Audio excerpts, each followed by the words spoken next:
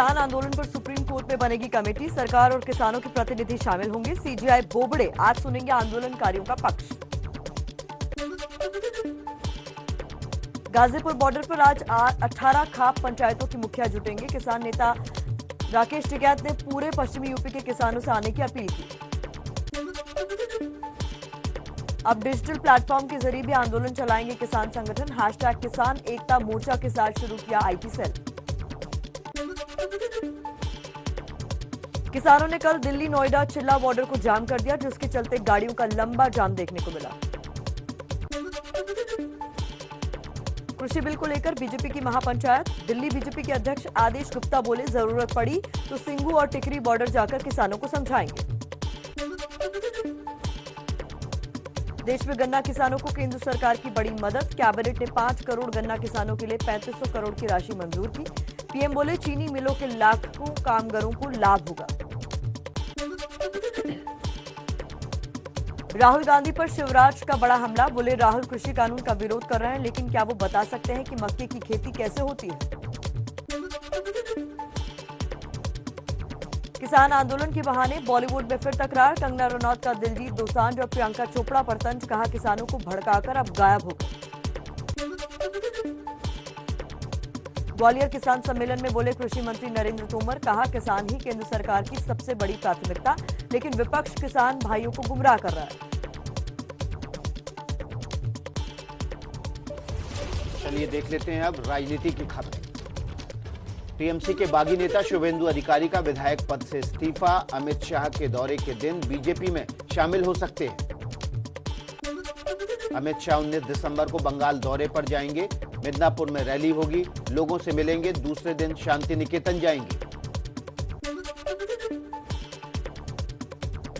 बंगाल में बीजेपी के प्रभारी कैलाश विजयवर्गीय बोले, अगर बंगाल पुलिस के भरोसे चुनाव कराए गए तो निष्पक्ष चुनाव संभव नहीं है। चुनाव आयोग राज्य प्रशासन की मदद ना ले।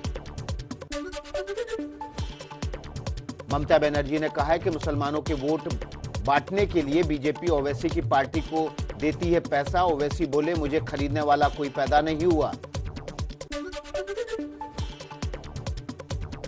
लखनऊ में ओवैसी का योगी सरकार पर निशाना। कहा, मैं यूपी में नाम बदलने नहीं, दिल जीतने आया हूं।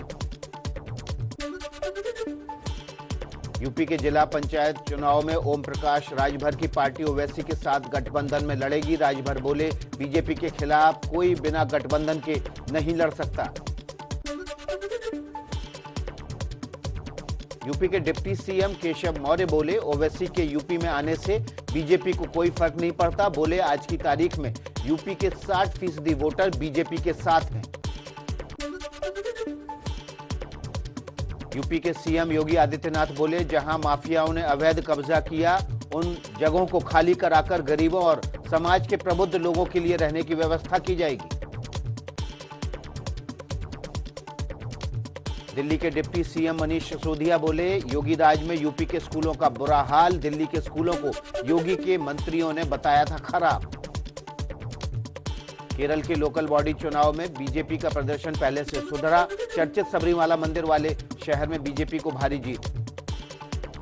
कमल हासन ने कहा, रजनीकांत के साथ सियासी गठबंधन पर बात करने का अभी समय नहीं। रजनीकांत ने पार्टी बनाने का किया है ऐलान।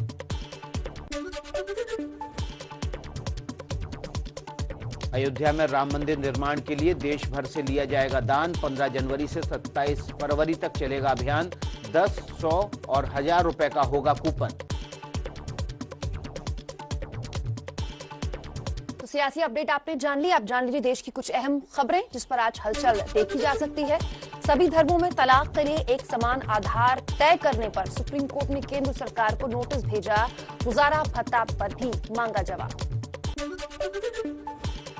पाकिस्तान ने भारत पर फॉल्स फ्लैग ऑपरेशन का आरोप लगाया। अपनी सेना को हाई अलर्ट पर रहने का आदेश दिया।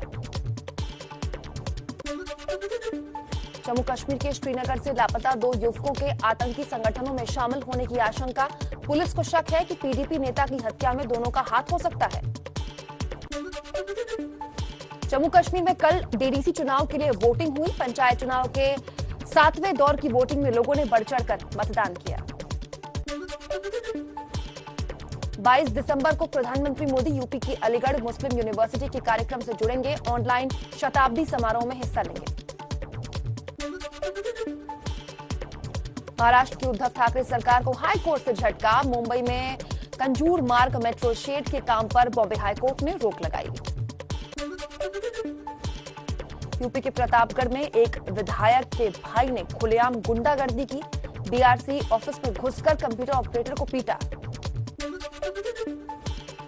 एमपी के राजगढ़ में बड़ा बवाल। मामूली विवाद में जमकर लाठी डंडे चले। पुलिस ने 8 लोगों के खिलाफ केस दर्ज किया।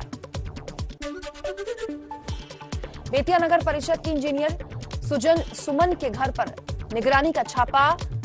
कई आपत्तिजनक कागजात मिले।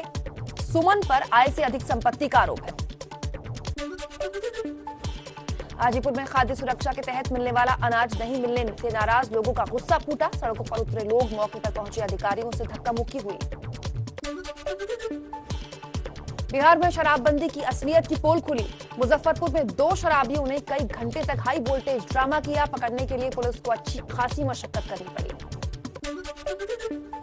जम्मू कश्मीर के राजौरी में एपीएनआई पार्टी के कार्यकर्ता पर हमला। राजौरी के अस्पताल में चल रहा है इलाज। रणजीत ठाकुर की हालत स्थिर।